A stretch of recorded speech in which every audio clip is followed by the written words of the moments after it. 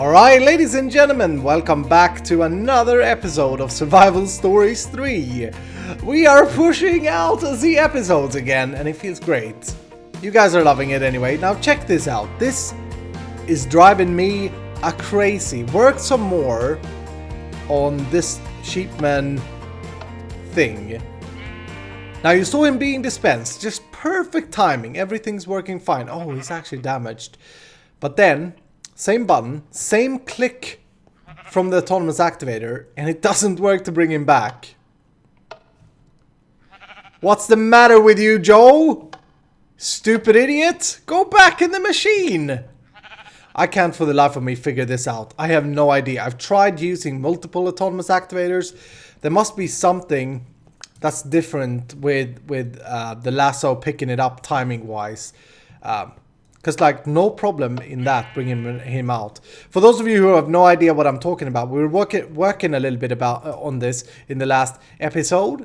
And with a normal vanilla button, you'll get him to pop out and then pop in and pop out. That's how long a pulse is. And then, if you're lucky, it will go in, out, in when you pull him back. Now, I tried to make that so that it actually is seamless and good looking. But I can't figure it out. Here's what I did anyway. I thought I'd show you. Use that pulse former. Played around with it a little bit more and realized that it is actually working as long as it's connected immediately to the autonomous activator. And then I just have a redstone conduit hitting it. And an inverted cable, I think. I don't know. Not sure. Doesn't really matter for that build. But yeah, I have no idea what's going on there. It's so weird that it doesn't work. But anyway, I'll have to play around with that later, because now, today, we're going to work on infrastructure, some more infrastructure. I'm so happy to have started to organize things. I played for a few hours after the last episode, probably 10 or so, and I've connected up an ender chest to our bag and to our ME system in here. Let me just maybe show you that quickly. I have an EnderIO conduit with item conduit speed upgrades thingamajigs into an interface. And as we remember, everything we throw in this interface will go into the system. So very simple. And now we can go here, we can throw in anything we want to be in the system, and it will go back into the system. So that's one of the things I've done. I've also added onto this wall, I've added the incubator from the minimobs, and I've added a bloomery furnace. This is a thing that you make wrought iron in, or wrought. I have no idea what that is. This is from garden stuff and something that I wanted to play around with sooner or later, so I thought I'd put that up. I think these fences are amazing looking, and you can switch them around. I think, yeah, that's how you do it. You can switch them around like so. There are some really pretty fences specifically for like a gardening build, but also I find these useful for a factory build. So that's what I've done. Then I did an order. So here's where our Joe the repairman was standing last episode. I moved him over there. I think that makes more sense. And then I did an ore doubling system here, real quick, like a manual one. Anything that goes in here will then be sent into this fully upgraded pulverizer, and the first slot will go to the right, the secondary slot will go to the left, and it's all then sent into an ender chest somewhere where I can't remember, but it sends back to immediately to the system. So now we can easily just double our ores. And again, a lot of these things, you know, they're for me. They're more for me than for you, but it's good to have them functionally. Look at how quick that pushes it down. Yeah, baby. Speaking about that though, we still have a massive issue that we need to solve. And that is income of things.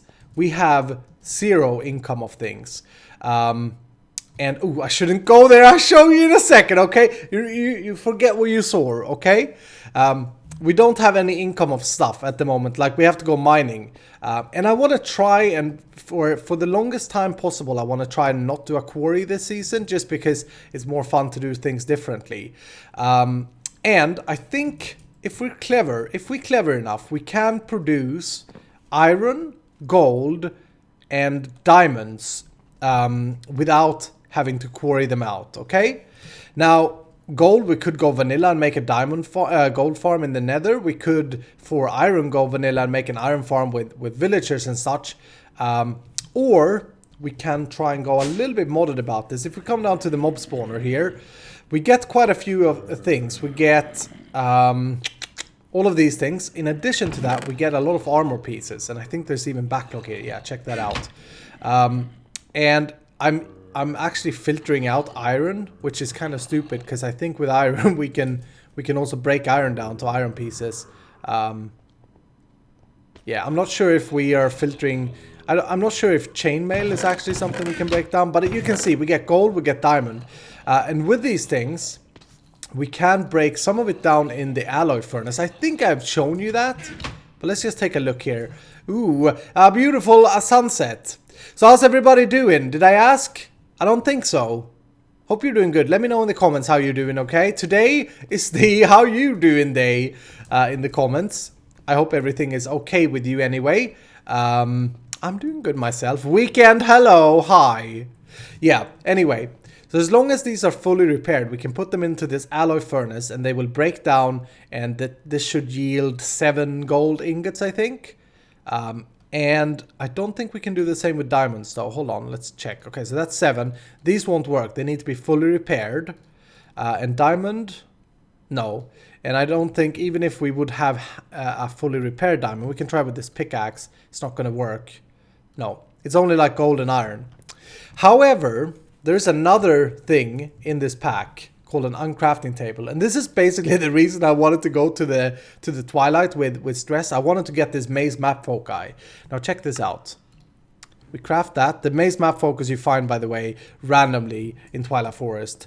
If this thing still works the way it did, we can place it down, put it in, even if it's not fully repaired, and we'll be able to pick out. Oh, we need XP to this as well. Oh, I didn't know that. Okay, that's not a problem. But even if it's not fully repaired, we will be able to get a little bit out of it. There's 2 diamonds. And I mean, these we'll get for free if we have a proper mob farm, right? Because mobs drop them. I don't know, we'll have to calculate what the most valuable thing is. Like, we have these 2. They yield 3 gold ingots together.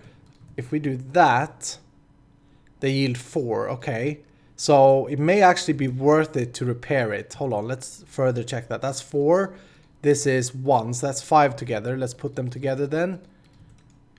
Does it give us 6? Yes, it does. Okay, so it looks like we may want to push all of these together and repair them.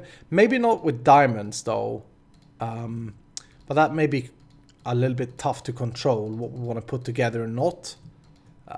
But we can play around with it a little bit, see what the most efficient way is. But I think this is a pretty cool way of getting income. And as I said, we should be getting iron armor as well. Now, the question is, what we got to test is, can we automate this? Is that even possible? Because it required XP, I'd completely forgotten that. Doesn't look like it. Okay. Okay. So maybe what we'll do is we'll have to manually break certain items, and that will be diamond, and then we'll have to try and build an automation system around the alloy furnace where it can for sure be automated. Let's just double check that. Let's not assume anything, okay? But yeah, look at that. That connects just fine. So we do that, and then I suppose the coal goes in from the back. Let's just double check for the top part there. Because we can make a system which will repair these items or put them together using a cyclic assembler, I assume. Because it's just a crafting recipe, right? So that should be possible. And that went in there just fine. Cool. So I think that's the way I want to go about getting this stuff. Now, in order to get there, we gotta do a few things. I have, as you saw there where I accidentally turned this way, I have moved all my XP up here in this tank. And I built this tank and I think it looks beautiful. I think it looks really good on the side of the mountain. And I've decided that I want to build more of my, kind of my headquarters, my secret headquarters is going to be up in this mountain. But it's not going to be fully hidden. I want rooms to kind of come out like this one does here. I really like the look of this whole thing. And this comes out of the mountain a bit, but I don't like the look of this thing. Honestly, I built this and I was like, ooh, that's gonna look pretty good. But it looks pretty bad. gotta say, the only thing that looks good is the railway. It's a complete mess in here as well, so I've started to move all the stuff. So that's what I want to focus on here to start with. I want to move these spawners, and I want to rebuild our XP farm. At the moment, if we take a look at the technicalities of this, we have 3 spawning chambers controlled with a lever. Turn them on and off. And this one we don't even use. We have Enderman spawners in here. We have creepers and sunbird and skeletons there. And at the end of the day, they all fall down to a big conveyor belt down here, where they then get killed by this Killer Joe. And I don't know if I ever showed you this, but I replaced the sword that I had in here from the beginning with an etheric sword from Extra Utilities. These are unbreakable. They won't break ever. And the problem with this at the moment is that this thing is not self-sufficient, I don't think. Actually, what is the problem? Oh, it doesn't have any power. Right, it doesn't have any power because I've changed the power system. But yeah, it's basically a big freaking mess down here. So I think I want to take all of this down and redo it nicer. And here's what we gotta do, ladies and gentlemen. And this is the reason I moved the tank as well. Okay? Season 2 lovers. Factory and lab lovers. We are going to introduce Iskal Labs. Iskal Secret Biolabs. Once again, it's making a return. A lot of people liked when we built that biolab in the last season. And I wanna bring it back, but I want to make it much better. I got quite a few ideas of how I want it to look, but I think for now we're gonna focus on the whole setting this up. So here's what I'm thinking. We got the workshop here. We'll make it so that we can walk up here and then go through here. We'll have a little junction of some sort, and down here in this little marking, we'll go down a bit. This is into the mountain as well, so we have plenty of space. And in this tunnel, we'll make Iskal Labs 2.0. Oh baby, oh baby, I'm excited for this. And then we'll make the killing chambers a little bit prettier and such. But let me start digging out. I just wanted to kind of bring you in, check out these things. Let me start digging out. I also want to see, do we have any chain? Crane? No, we don't. Okay. Can we craft chain? Fire? Okay, I think that must be a bug, surely. You can't obtain fire. I wanted to see what chain does in this, if it gives us steel or if it gives us iron or nothing. I'm not sure. But yeah, let me start digging out a bit of an area. All right, come down this way. I'll think a little bit about the layout, and then we'll come back and we'll try and move all the mob farm action that we got ongoing at the moment. Oh, I placed the chest here. And we'll see if we can set this up for diamond and gold income. Gold and iron, again, we can completely automate. And diamond, we can just store somewhere, and then we'll go and do it on crafting table whenever we need diamonds. And then we have some of the main things kind of sorted or organized, which is going to be nice. All right? All right, so check it out, ladies and gentlemen. First of all, piston door. Very vanilla indeed. We don't have any Tinker's mech work, so we can't do drawbridges, and I think this is a very simple but cool lab door still. Works in vanilla. I like it in modded as well, so I did one of those. In here, I couldn't stay away. I started building a little bit. I think we're gonna go ahead and use these agon blocks everywhere. I quite like them. They're very cheap as well, so they're easy to obtain. But anyway, I haven't decided on that quite yet. Here's the layout though that we're gonna do. And I think I got a pretty cool plan. Took me some time, some thinking and stuff to figure out how I wanted to do this. But basically, you're gonna come into the room, and then we're gonna have some sort of glass floor in the middle. Those of you who have followed me for a while, you know that I like my glass floors. And down there, we're gonna have like a stream of mobs is the idea. So we're gonna have one spawning chamber here, and we're gonna fill this in. Maybe we even want to open this more so that we can clearly see what's going on. We're gonna use the dark glass here, and then in this room, this is gonna be a spawner room, much like the ones we have at the moment. And we can actually fit 5 spawners. So the red blocks symbolizes the spawners that we're going to place, and the black symbolizes the cursed earth that we need underneath them for them to be active at all times. So 1, 2, a 3, a 4, a 5. Perfect. And then on the other side, I got the same. So just a tall room. We can always go upwards here as well if we wanted to expand it, which is pretty cool. And then the idea is we'll place, actually, I may just well bring a little bit of this, I suppose. Let's bring some of them. On the downstairs here, we're gonna place the conveyor belts just like we had them. Is that the... Yeah, that's how you place them. So we're just, you know, gonna make an array and make sure that all the mobs are pushed towards the center here, and same here. So they're gonna come this way. And that's my dog saying hi. So they're gonna come this way, and then from here, they're gonna be shoved all the way down to the center. Hi. My dog started jumping up on me as I was playing Minecraft. I had to cut there, sorry. What was I saying? Yeah, we're bringing them out here, and then the mobs are going to go all the way down and into some kind of killing mechanism that we're going to build here. I'm thinking we'll have, maybe we can mark this out with like a green agon block. I love these agon blocks for just marking things out. We're going to have the Killer Joe maybe sitting here, slaying them, and we'll make the conveyor belt so that, you know, just like we did last time, we'll have one like that, one like that, and one like that, so that they all get kind of squished in here. We're gonna see if it may not be enough with one Killer Joe, but we could always have 3 there. We'll see. We're gonna get quite a few mobs. Then over here, in order to get other mobs that we don't have spawners for in this pack, because remember, we don't have MFR. You guys are saying, Iskall, you can make MFR. We can't. I don't have MFR. So in order to get other mobs, for example, witches, there is no witch spawner in this pack, as far as I'm aware. I may be wrong on that, but in these front cellars, we're gonna have cursed earth planted down, and then I want to place. Let's go ahead and try this now. I'm gonna use them open block fans.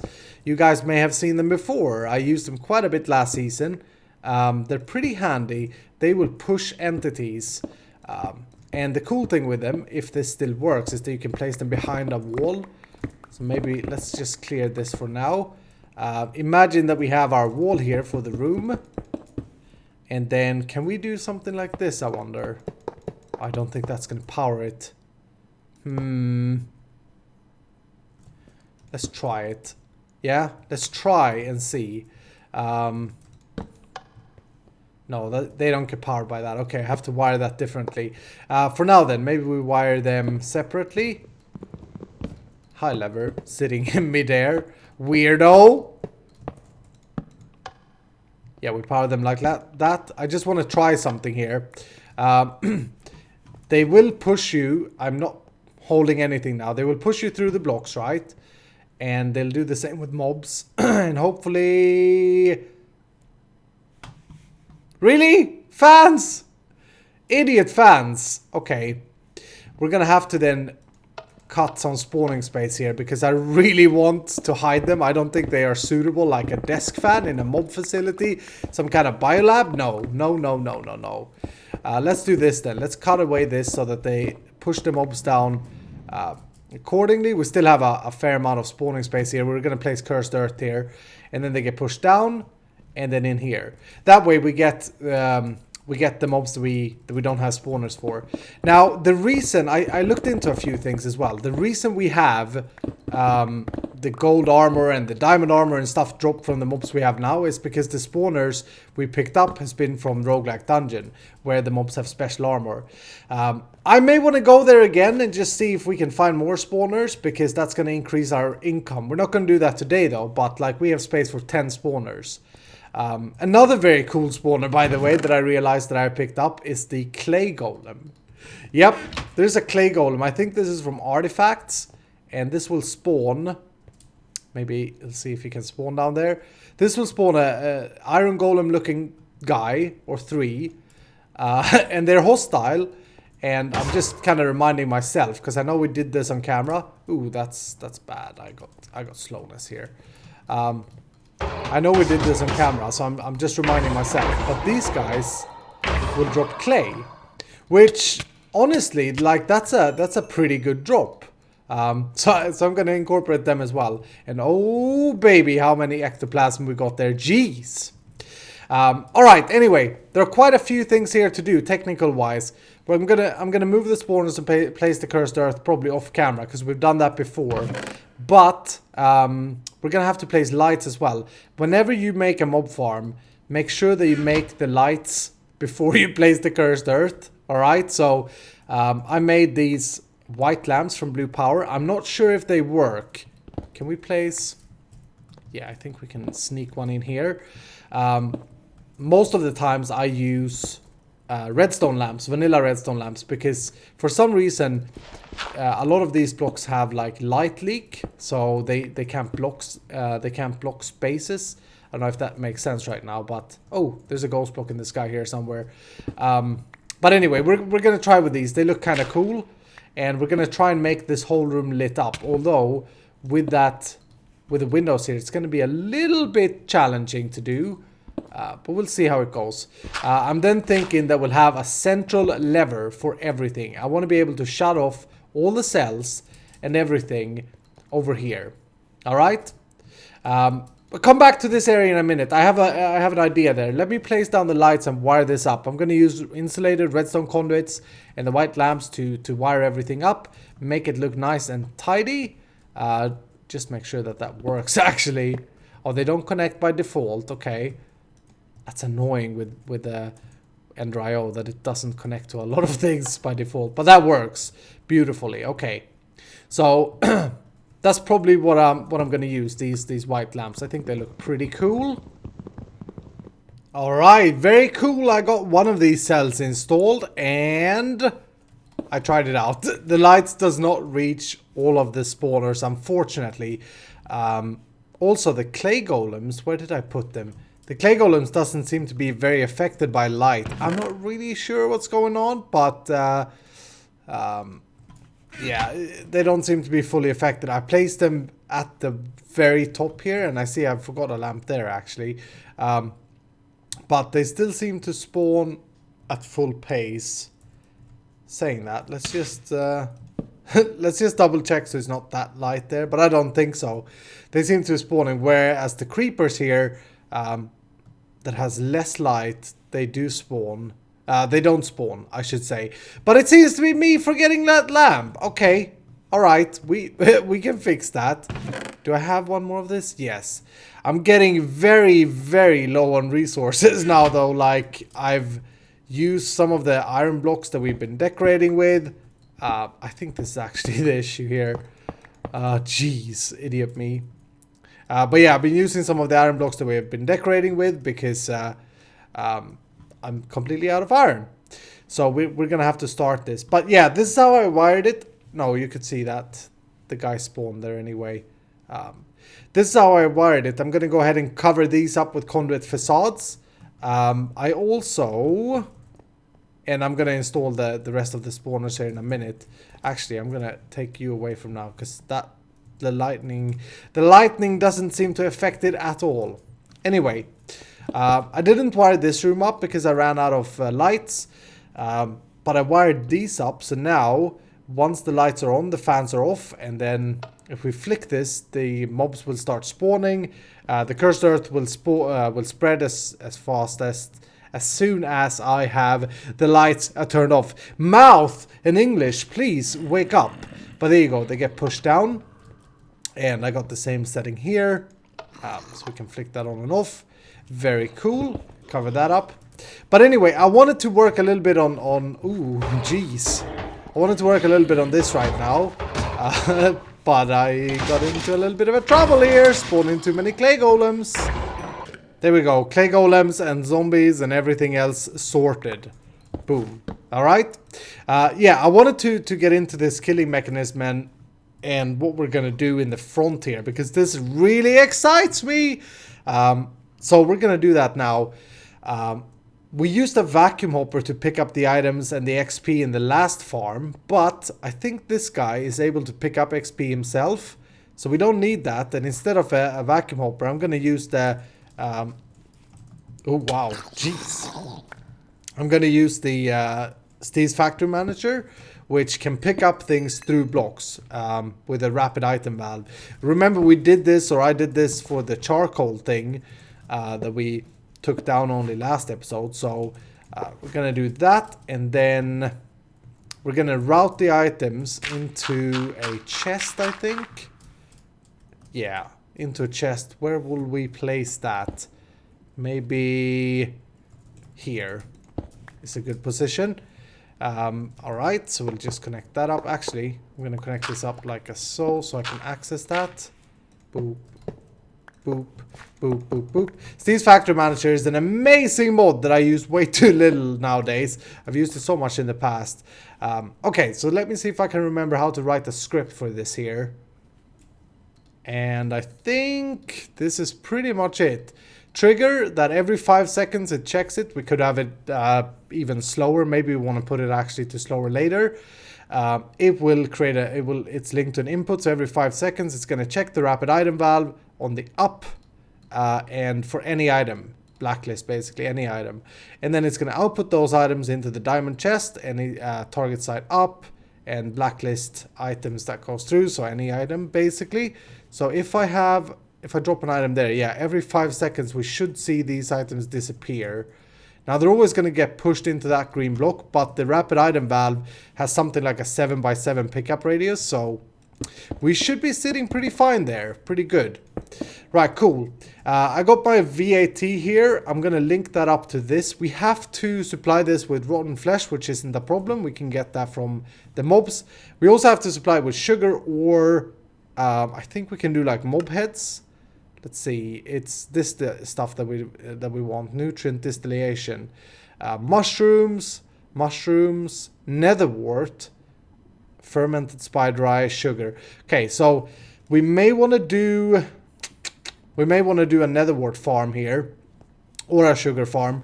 Netherwort gives us a little bit more, but we probably won't get to that today. Instead, I'm going to set that up in a second. Before I do though, I'm going to create a sub ME network here, a network that isn't at the moment going to be connected to our main system, and I think that will be the best way of storing items here. So let me show you what I have in mind. From this chest, I want to output items into the ME interface, but I want to make this look cool as well. So let's just consider we have... Maybe we want to push this in one block. We have the Killer Joe there. Okay, maybe we want our panel to be kind of here. You guys know me and my panels, how much I love them. Yeah, let's say that our panel is here. What I'm thinking is we'll have... There we go, cables. We'll have our interface thing there that will access this sub-network or this ME network that we're going to build. And then we'll have an interface sitting up here. Yeah, I think that's going to be good. And I'm also going to have my ME drive like so, facing downwards. And we're going to put some of these storage cells in it. I crafted up some more. And then we're going to use, since we get a lot of unstackable items such as the diamond armor and iron armor and all that we're going to automate later for usage, I'm going to use this advanced filing cabinet. And this is actually a suggestion that you guys gave me. Maybe we'll build it like this. This is going to look a little bit weird, but I ain't too bothered about that. This is actually a suggestion that you guys gave me in regards of the last bomb farm, that we should use one of these. These can store stackable, non-stackable items in one inventory, and they can store endless amounts of it, almost, it feels like anyway. So we'll have that. I'm going to connect that with a storage bus. We're going to set the priority to high. So the input here will always check for a space here, but stackable items do not fit in this. You can see I can't click it. Can't I click it in? But non-stackable items should go in here first. Okay, connect that up to the drive. The interface is connected. If we now do something like this, yes, I want to be able to, I don't know why, but I've always kind of been a fan of seeing items flow. So we have our chest here, which is going to be collecting everything from the start, and I want to use these slow item ducts that are transparent. And let's see, the wall, No, I want to bring these back one. Hold on. Hold on. I promise you this is going to be worth it. We may have to use the quick ones though, but we'll see how quick we get items. But we'll do something like this. We'll have these run all the way up. And I want another one on this side. Okay. Don't know how Minecraft will select priority here, but basically something like that. And then we'll do servos. And I may want to upgrade these servos actually, because these are pretty slow. But like that and like that. That should now send all the items always from the chest into the ME interface there. And then I'm going to go ahead and make some glass. I don't know which color yet, but let's for now say I made some white. We can try that. I want to have some glass like so. And there you go. There you can see some items flowing up. And that looks kind of cool, I think. We may want to block that top off though. But you know, just a little added effect so that we can see things. Something like that. And then, yeah, we'll have to design it a little bit better. For this ME system to work, to start working, I made a tesseract. And we're going to supply this ME drive with power. So I made another one. Right click that. It's called main power. And we're going to set it to receive energy. Perfect. And then I made an energy acceptor. Like that, and that should boost it up. Yes, beautiful. So now all the mob loot should go in here, and we shouldn't have storage issues in quite a while because we're using this filing cabinet. And we'll hide all that ugly stuff in the background up, obviously. But that's gonna look pretty good, I think. Very seamlessly designed. Oh, jeez. I don't know if our one Killer Joe. I'm trying to go away because it's so loud. I don't know if our one Killer Joe will be able to keep up with this. Look! There's a queue! Hi! Okay. One thing that I will do though, in regards of the whole noisiness, we're gonna install one of these sound mufflers, and I think try put it there. It's not gonna completely mute it, but it will lower it. I may actually want to move that in a little bit. Or make a few more of these. But this seems pretty crazy. This seems pretty insane, which is good. That's kind of what I wanted here. Let's put it right there. Okay, let's see how that is. How that is going. I started to design this a little bit, but I think we're going to come back to that in the next episode. I just wanted to see these. And I really like what I'm seeing. Now, to end this episode, we didn't get... Ooh, hi. We didn't get as much done as I wanted. Wow, why are there so many mini Endermen here? I guess they can teleport, huh? We didn't get as quite much done as I was hoping to, but this is a pretty huge project, it turns out. I started to design it here a little bit. I think it's looking good. I think we're going to do that next time. But to end this episode properly... I want to stand here AFK and I'm going to time this 10 minutes. Look at all the stuff we've already got. I just want to see how much things we'll get. So at the moment, let's see something common here. 84 rotten flesh. Okay, 84 rotten flesh. 2 pieces of diamond. Armor stuff. So let's give it 10 minutes and see how much payoff we get. And remember, it definitely looks like that Killer Joe needs to be getting a few more Killer Joes installed. Jeez. Hi, guy.